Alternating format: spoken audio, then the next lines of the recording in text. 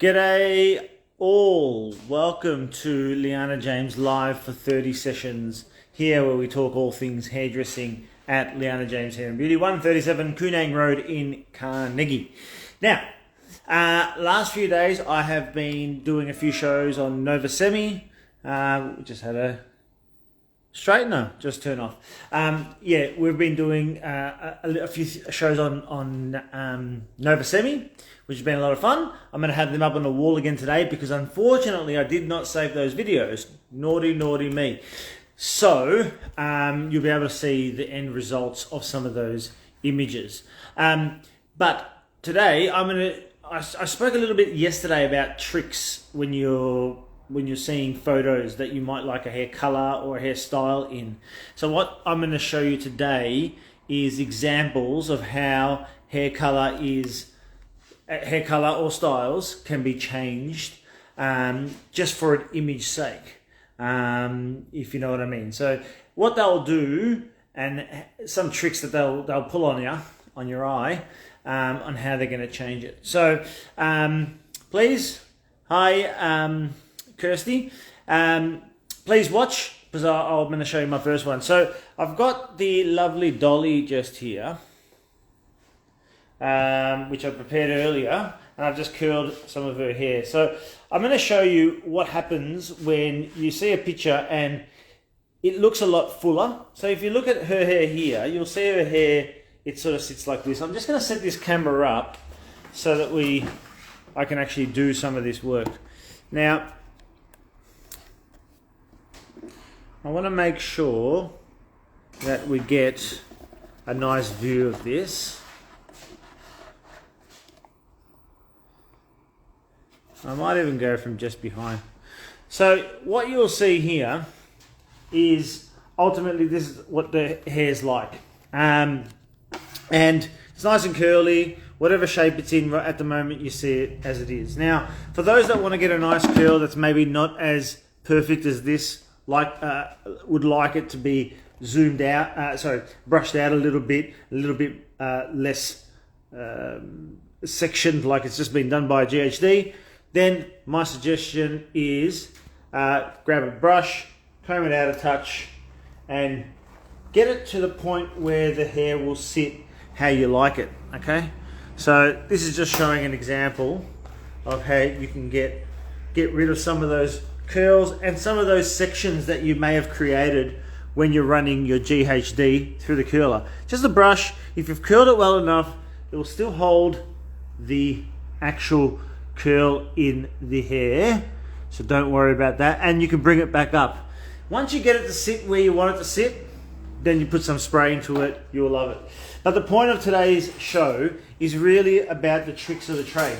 So what happens here? That's how someone's hair looks, you know, before a photo shoot's about to take place. But the artist actually wants it to look fuller, right? So all you have to actually do is, and I'll show you actually from the back of the head, and then I'll show you back at the front, because I think this is important. So what they will end up doing is sectioning it at the back, and then putting some clips through the sides, okay? And then they'll put another one on the other side, right?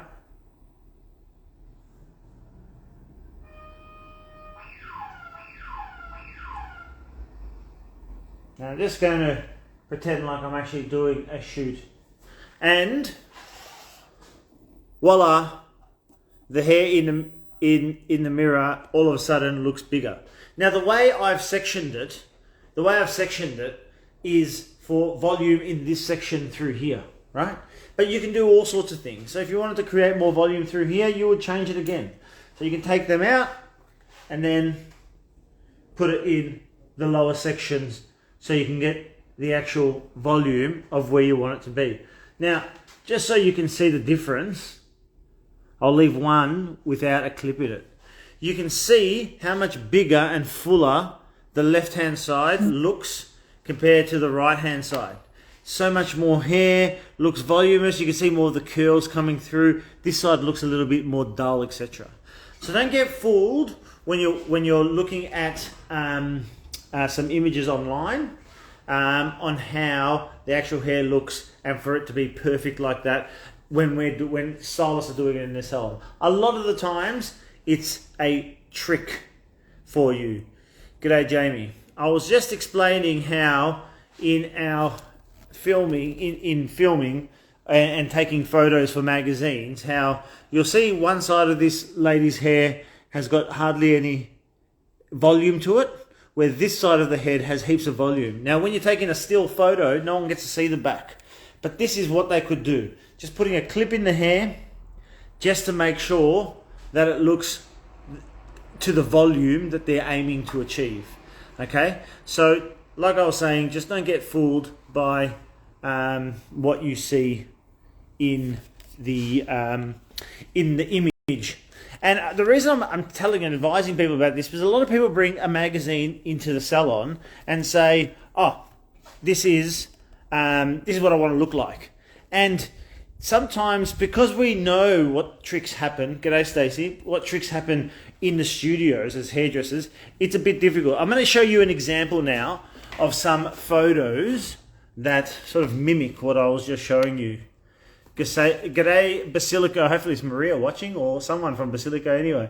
I'm just going to load up this image, and I've got a few images, so I'm going to go through them.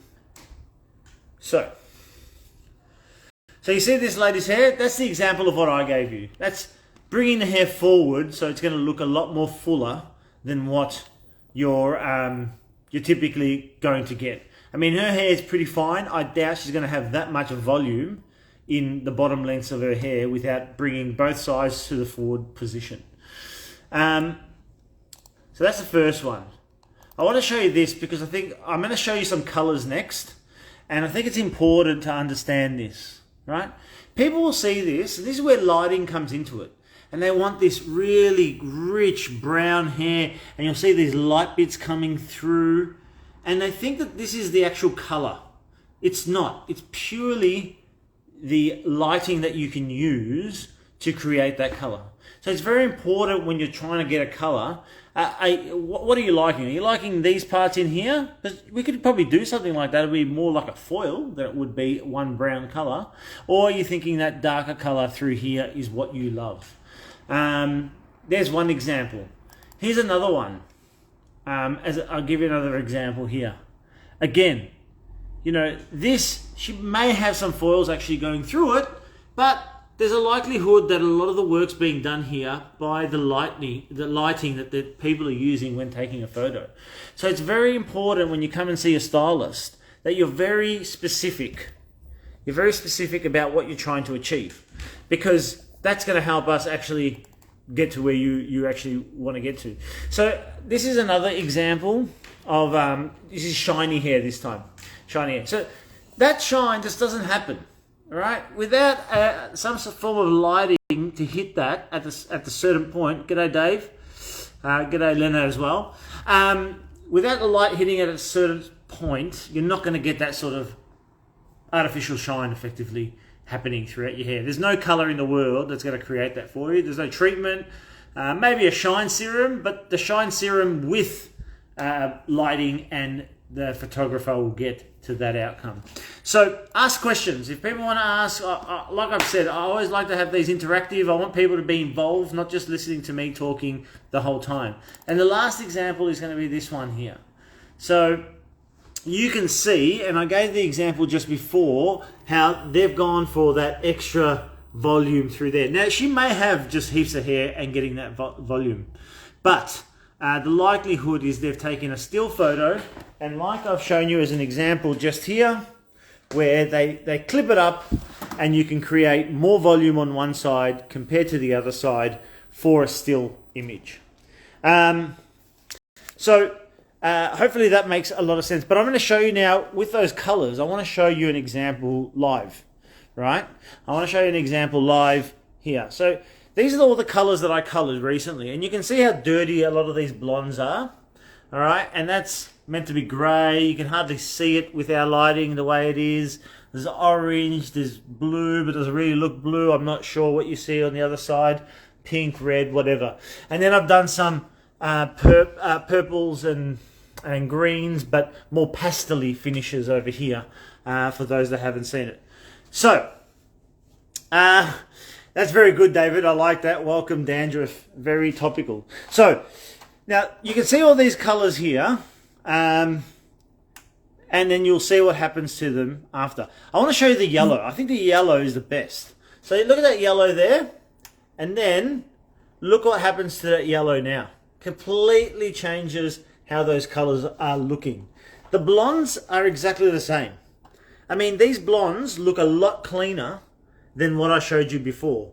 And just so you can get the impact straight away, I'll give you now. Ready? You'll turn it off, and look how much dirtier those blondes look compared to when the light is shining on them. So again, that red is a good example. Look at that red in there, right?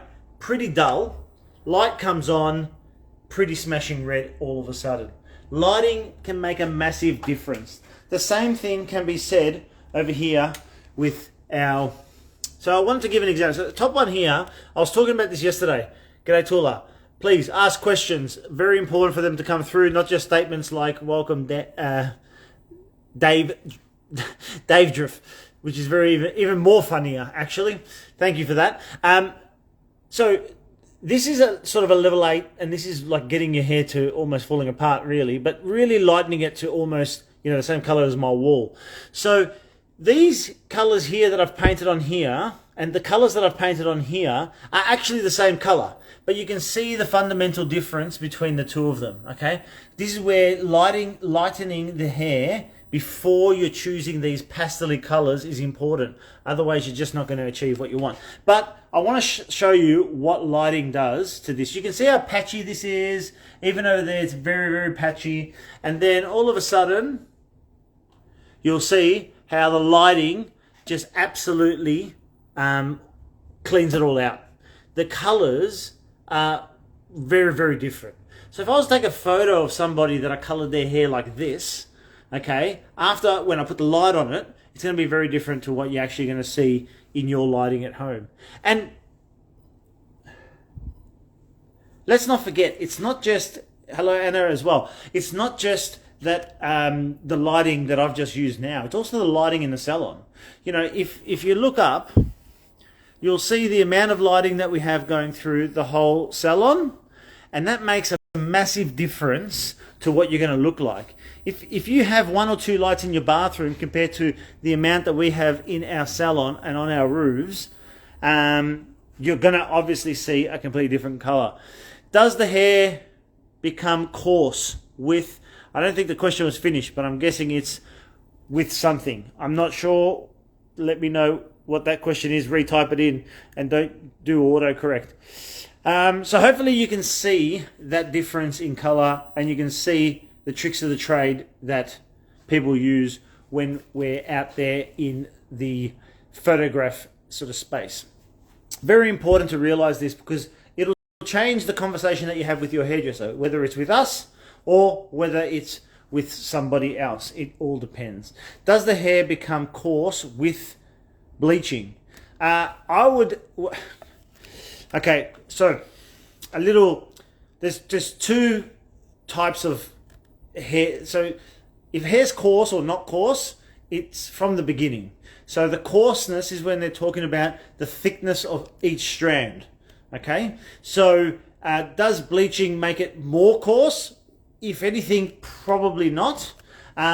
Maybe what you're thinking is that rough textured feeling of the hair, and that occurs when you're lightening the hair, because that cuticle layer seems to roughen up and doesn't close over the hair anymore, and therefore you need to look after it. If you want to mitigate, not necessarily the coarseness of the hair, but the that feeling of roughness that occurs when you bleach your hair, then my suggestion is very important pre-treatments, things like Novaplex you can use into the color as well. You can also use all different treatments. Moisture is pretty critical. to most of these situations. But the most important part, and this is why Novaplex is so good, is because any bonds that might be damaged through a bleaching service or a color service for that matter as well, you will be able to rebond. That's the whole point of the Plex. The Plex goes into the hair and tries to recreate the bonds that may not be there anymore. Do treatments help with the hair with hair that is being colored? Now give me 1 second, I'll get to that question. But most importantly about the difference between fine hair, thick hair, dense hair. Okay? Because there's a lot of misconception here. So the coarseness is how thick. So if we were thinking in centimeters, really coarse would be 3 centimeters. Really fine would be 0.5 centimeter, as an example. Hair is obviously a lot thinner than that, but I just wanted to give the example. So really thick hair, 3 centimeters, think of a diameter, and not so thick hair would be 0.5 centimeter in diameter. Think of it magnified. Now, in terms of how dense hair is, because this also has an impact.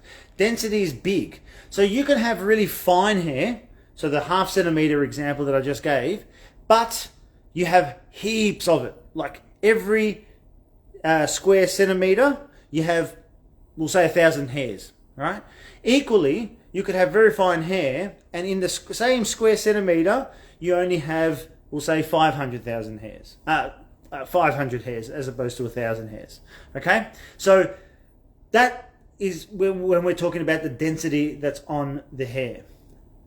I know I'm using centimeters so people can have it in their head. So no piece of hair is 3 centimeters in thickness. It would be a very, very thick piece of hair. Well, I'll give an example on the board here, since I like my examples. Just give me a second. So imagine that as a strand, not individual strands, just one strand. That would be a coarse head of hair, quite thick for that head of hair as opposed to that, okay? So if you want to think of it like, if you want to go in millimeters, whatever you want to cause it, but think about a diameter, think about when you're looking at a diameter or a circle and the diameter, the line that runs in the middle of it. 0.5 centimeter would be a really fine piece of hair.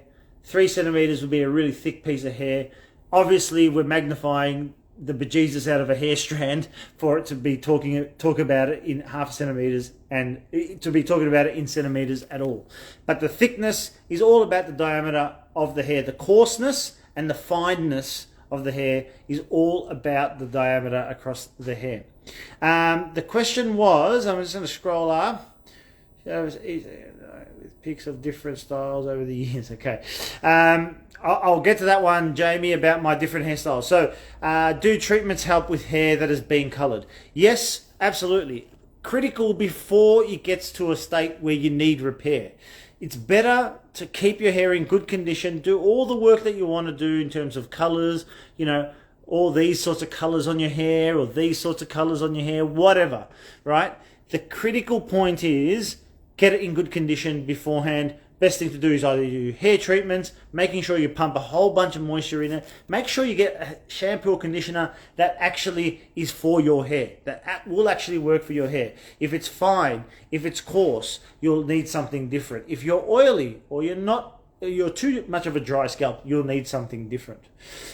Jamie, you asked a question about my hair and all the different hairstyles. So I am actually going to do a segment where I go through all the different hairstyles of my actual hair and my not so actual hair, if you know what I mean. I'm also going to do a segment where you, Jamie, are going to join me, and I'm going to get Thalia, another friend of mine, and I'm going to get another friend of mine, Tommy, to come on to our program here and talk about the special event in Ibiza.